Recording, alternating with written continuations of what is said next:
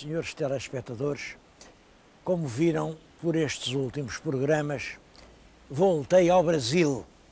Voltei porque realmente acho que estes 500 anos da descoberta do Brasil são um facto extremamente importante, não só para os brasileiros, como para nós e até, de certo modo, para a história da civilização. E daí que eu entendi que devia marcar mais fortemente essa efeméride nos programas. Bom, e como é natural, lá encontrei pessoas a falar nas suas terras. Em Salvador da Bahia aparece um que me diz: o senhor nunca foi à Ponte da Barca? O senhor sabe onde é a Ponte da Barca? Claro que sei onde é a Ponte da Barca. Toda a gente em Portugal sabe onde é a Ponte da Barca, porque é um dos lugares mais bonitos do Alto Minho. E logo que cheguei a Lisboa, cheguei aqui há 2 dias, vim à Ponte da Barca. Já todos viram que não tive assim muita sorte com o dia. Está um dia carregado de nuvens, há momentos chovia, daqui a momentos vai voltar a chover. Este trecho, estou diante da vila, do lado de cá do Rio Lima, mas isto, com o sol de frente, não imaginam como é bonito, como é bonito. E vamos hoje dar uma volta, não só pela vila da Ponte da Barca, como por esse rio acima, vamos até ao Castelo do Lindoso e vamos falar aqui do Alto Minho. O que vem muito a propósito, não sei se sabem, nos primeiros tempos da colonização do Brasil, quando aqui em Portugal uma pessoa era perseguida e seria aflita, dizia aqui del rei, aqui del rei. Como agora ainda se diz ó da guarda, ó da guarda. É claro, não vale a pena muito dizer ó da guarda, porque a guarda nunca está lá. Mas antigamente era aqui del rei. Pois bem, no Brasil o que se dizia era aqui de Viana, aqui de Viana. Aqui de Viana porque a grande maioria dos povoadores do norte do Brasil eram do Alto Minho. Isso explica-se, por um lado, pelo feitio muito trabalhador, muito empreendedor, muito ousado, muito marinheiro, aqui da gente desta região.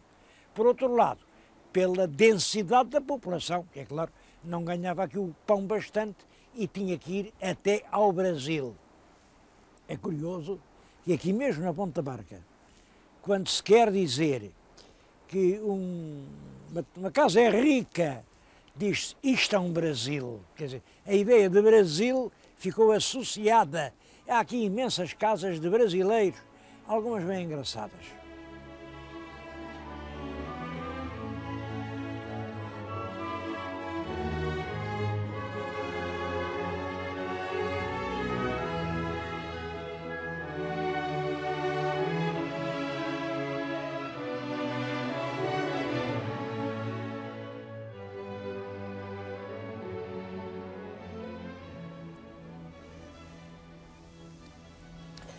O nome da terra, Ponte da Barca, é já por si um resumo da história da terra.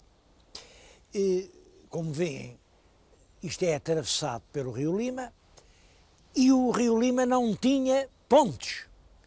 Tinha só, lá embaixo, Ponte Lima. Era a ponte sobre o Rio Lima, portanto chamava-se Ponte do Lima, é natural. As pontes têm o nome do rio, Ponte do Lima. Bom, mas havia estradas que não iam ter lá abaixo a Ponte do Lima. Daqui a Ponte do Lima ainda é mais de um dia de caminho. E, portanto, aqui, para passarem, como não tinham ponte, tinham uma barca. Uma barca grande, uma barca em que embarcavam os peregrinos de Compostela, em que embarcavam os mercadores, os viajantes, os gados, as carroças. Naturalmente havia que esperar aqui pela barca, por isso mesmo este sítio em que eu estou, junto da barca, tem ali um renco de casas que são provavelmente medievais. Eram casinhas onde os viajantes esperavam pacificamente que rompesse o dia, que viesse o barqueiro cobrava lá o seu preço, discutiam. Bom, as casas ainda lá estão e há uma que tem uma história muito engraçada. Era a casa da Maria da Costa. Maria da Costa era uma senhora rica e fidalga daqui, que diz que, eu não sei o número ao certo, mas no Portugal antigo e moderno, diz que ela, entre filhos e netos, tinha 160. E é por isso que toda a gente aqui na Ponta Barca, acho que aqui toda a gente é Costa, não é? Não sei se é Costa, se é Lopes da Costa, mas ficou essa ideia, que é uma pura ideia, porque não é verdadeira. O coração da terra, eu acho que era o sítio da Barca. Aliás, o nome era a Barca. Era aqui, isto, agora chamam-lhe Jardim dos Poetas, já veem que é um jardim, não tem uma única flor, mas era realmente o coração. Era aqui que amarrava o barco. Era aqui que os peregrinos que iam para lá esperavam o barco. Era aqui que desembarcavam os que vinham de lá para cá, portanto já de Compostela para as terras do sul. E era aqui a casa mais... Isto é uma tradição, eu sei que há eruditos que põem isto em dúvida, isso não pode ser verdade. Por exemplo, o padre Avelino Jesus Costa, que era um grande erudito, eu tenho muito respeito pela memória dele, e ele não acredita nisso, mas a verdade é que a tradição é muito antiga. Diz que no século XVI, a única casa com sobrado quer dizer um primeiro andar, portanto, sobre a loja térrea, tinha um pavimento de tábuas, de sobre o sobrado, e aí um primeiro andar. A única casa que havia aqui era aquela que além está, e por isso foi nela que pernoitou o nosso rei Dom Manuel, quando, depois de subir ao trono, fez uma peregrinação a Santiago de Compostela. A gente não sabe porque é que ele fez a peregrinação, sabe que a fez, há vários documentos que provam isso, mas eu estou convencido que ele foi agradecer a Santiago isso que realmente parecia um milagre, ter subido ao trono, apesar de haver tanta gente à frente dele na ordem da sucessão. Subiu ao trono e ainda bem que subiu, porque ele foi um grande rei. Foi o rei da concórdia, foi o rei de todos os portugueses, foi o rei que acabou com as perseguições, estes são nossos, aqueles não são nossos. Foi o rei que, foi o rei que acabou com a monarquia reservada aos aderentes. Era uma monarquia para todos. El rei Dom Manuel I pode-se gabar disso. Conseguiu um espaço nacional em que todos tinham lugar. Bom, passou aqui, ficou naquela casa e até dizem que por memória disso puseram lá uma pedra que de um lado tinha o retrato do rei, do outro lado o retrato da rainha. Não sei se é verdade, ninguém mais o saberá, porque aqui há poucos anos passou ali um caminhão muito alto, muito forte, deu uma pancada na pedra e, olhem, arrancou a face do rei e arrancou a face da rainha.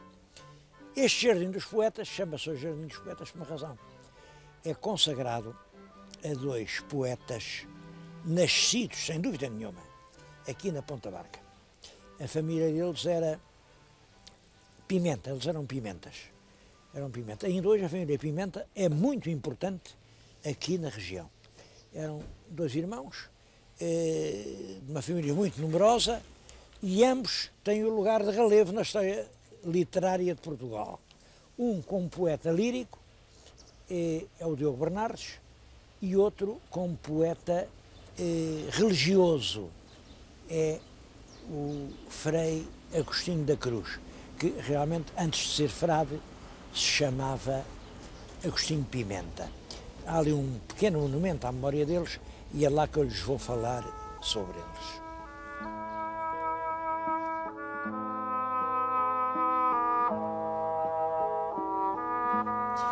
Como veem, o monumento representa duas figuras. A que está em primeiro plano e que tem aquele cordão, enfim, da ordem franciscana, é o Frei Agostinho da Cruz. O que está em segundo plano é o Diogo Bernardes. Diogo Bernardes é o grande poeta do Rio Lima. Um dos livros dele chama-se exatamente O Lima. Outro chama-se As Flores do Lima. As referências ao Rio Lima, que passa aqui, são constantes na sua obra. Aliás, pode-se dizer que o grande tema do poeta Diogo Bernardes é o rio Lima. E isso, hoje, não deixa de me impressionar. Então, um homem que vive na segunda metade do século XVI, uma época percorrida por tantas tensões, tantos dramas, tantas contradições ideológicas, a coisa mais bonita que tenho para falar são aqui as águas serenas do rio Lima, as águas que vão para o mar, parece que com saudades de ficar. Há uma explicação para isso. É que no tempo de Bernardes era perigoso falar de coisas mais sérias.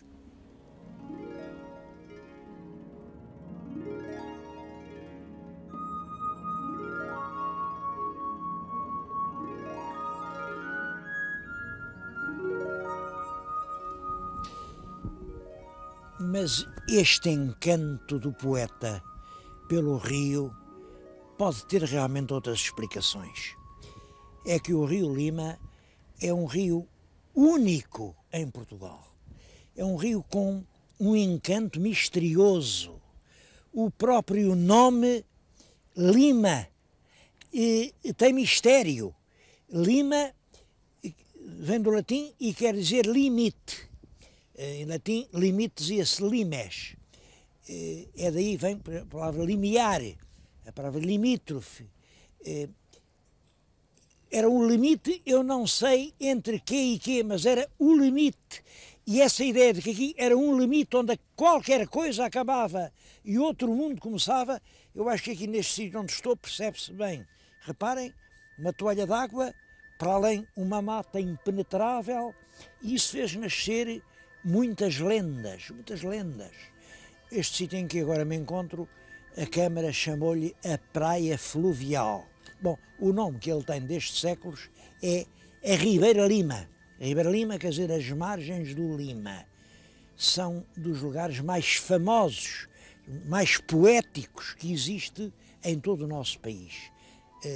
Um rio, ele não é muito grande, nasce na Galiza, aqui cerca de uma centena de quilómetros. É um rio ainda com muito peixe, há lampreias, faz-se a pesca e acho que é um rio que devia estar turisticamente mais aproveitado. Eu pensei, isto é lindíssimo, eu comovo-me aqui e o senhor telespectador venha aqui, mas quando vier à Ponta Barca, venha ao Jardim dos Poetas, desça à escadinha, venha até mesmo à beira do rio e entre aqui estas centenas de metros, porque isto é de facto um paraíso.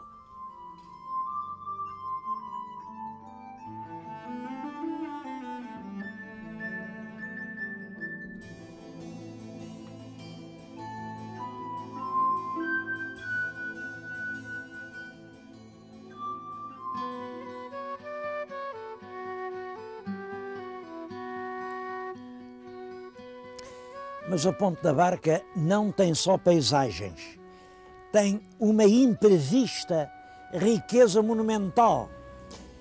Logo à entrada, a 3 km da entrada da vila, fica esta igreja de Bravães. Esta igreja tem mais de 800 anos. Bom, e é uma igreja, isto é românico, claro, românico, isto é do tempo do nosso rei Dom Afonso Henriques, mas tem isto de original. Isto não obedece a nenhum estilo rigoroso. Isto é uma obra da fantasia, de um canteiro cheio de imaginação, que dentro, enfim, dos moldes gerais da arte românica, resolve fazer uma coisa por conta própria e faz esta pequena maravilha. Estas colunas, cada uma delas tem uma mensagem. Hoje para nós a leitura é difícil. É claro que aqui vemos imediatamente uma Nossa Senhora, provavelmente a Senhora da Anunciação. Isto parece-me um renque de diabos, mas isto mistura assuntos florais com assuntos do céu e do inferno. É uma fantasia prodigiosa que faz lembrar o barroco.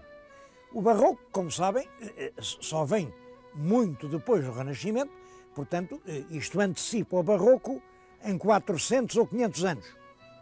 E isso é que é engraçado, porque isto, de certo modo, mostra como o Barroco nos está na massa do sangue.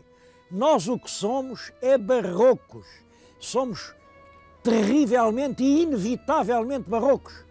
Este homem, do tempo da fundação da nacionalidade, já fazia como sabia e saía-lhe esta maravilha barroca.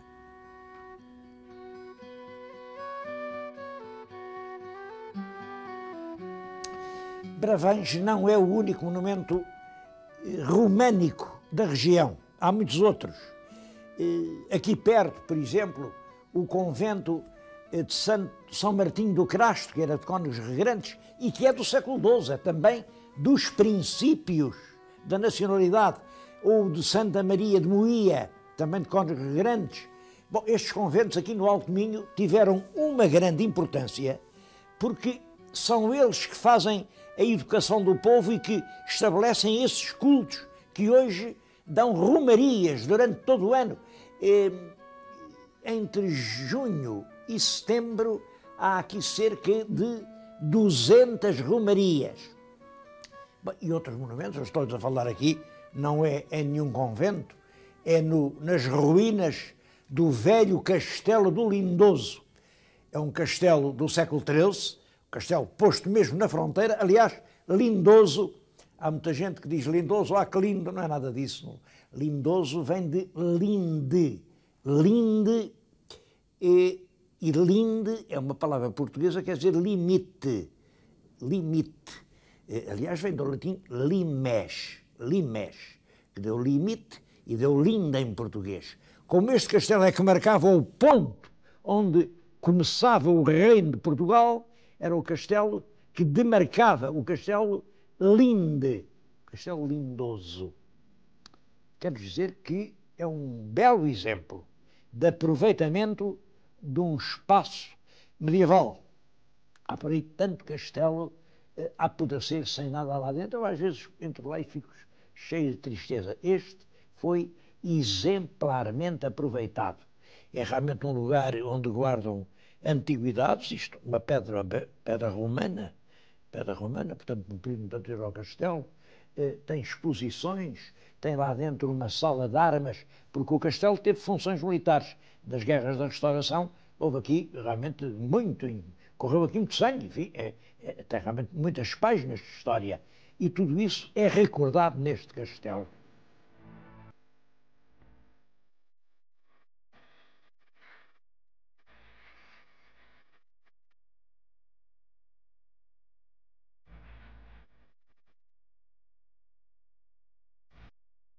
Mas no Alto Minho, o mais importante não é a história, é a paisagem. Eu vim aqui para lhes mostrar a paisagem. Aconteceu que vim num destes dias de inverno rigoroso. Ouvem isto? Isto são ventos enormes que estão a passar e eu, para poder fazer alguma filmagem, tenho que me abrigar assim, em portas generosas que se abrem, mas lá fora vem um tempo que ninguém imagina. Ora bem, tive sorte. Abriu-se uma porta e eu entrei no museu. Estou aqui numa aldeia, a aldeia da Ermida, fica num ponto, poucos portugueses cá vieram. Isto é na Serra Amarela. Bom, é uma serra que outrora teve um povoamento importante. Esta povoação permanece, uma povoação rústica, mas profundamente culta. É uma povoação que sabe o que tem valor. Nesta altura estamos a falar diante de uma pedra, eles chamam-lhe uma estátua menhir, representa uma mulher. A vida nasce nas mães. Isso é assim desde o princípio do mundo. E é isso que esta pedra representa. É claro que é muito difícil datar estas coisas. Isto é antes da Idade dos Metais, é, portanto, fins do Neolítico. Portanto, se esta pedra, quem disser que tem 4.000 anos, não anda muito longe da verdade. O que é espantoso é que esta pedra foi encontrada aqui, numa aldeia. Está ali uma fotografia muito engraçada. Os moradores da aldeia carregaram a pedra num carro, trouxeram-na para aqui e aqui a guardam como um tesouro. Têm toda a razão, porque realmente uma mãe com 4.000 anos é uma coisa que deve ser única no mundo.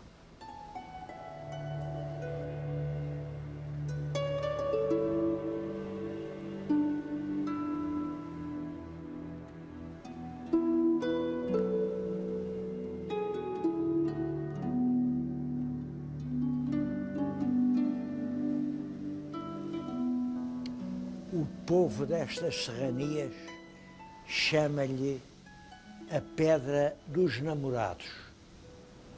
Como vêem, é um vulto de homem, está de mãos dadas com um vulto feminino. Realmente eles não são namorados. Isto é uma pedra funerária que recorda dois esposos que toda a vida se amaram e que depois quiseram fazer perdurar a sua memória através desta pedra.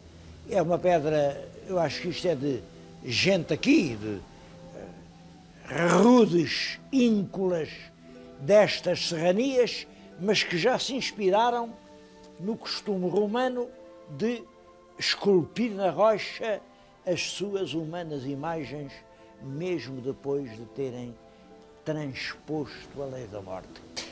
Isto a mim emociona-me muito, porque é verdade que o amor é mais forte que a morte. O Camões já dizia: se vão da lei da morte libertando, mas isto é absolutamente verdade. Mais forte que a morte é o amor. Aliás, é muito engraçado que as palavras a morte e amor têm as mesmas letras. Quando um homem ama sinceramente, a morte não é obstáculo. E é isto que esta pedra diz. Ela foi feita, isto deve ter cerca de 2.000 anos. Quando os romanos chegam aqui, têm esta, e há nativos. Ainda não são propriamente romanos. Reparem, o vestido é curto, a túnica romana chega aos pés, isto não. Ela tem ainda sobre a cabeça um bioco. São dois esposos que de muito amor se amaram e que mesmo depois de mortos quiseram ser recordados. Portanto, quando o povo lhe chama Pedra dos Namorados, diz uma coisa verdadeira. É uma pedra que significa o amor para além da morte.